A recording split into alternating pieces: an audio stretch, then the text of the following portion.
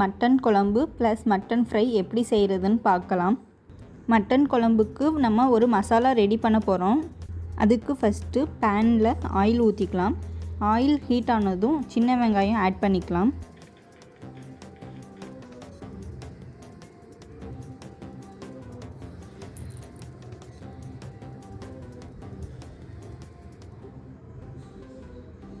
வெங்காயத்தை ஒரு 3 to 4 minutes நல்லா வதக்கி விடுங்க.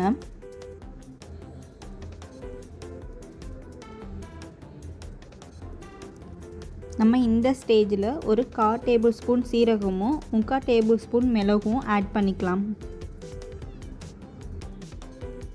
ஆட் பண்ணிவிட்டு ஒரு நிமிஷம் மட்டும் எல்லாத்தையும் நல்லா வதக்கி விடுங்க.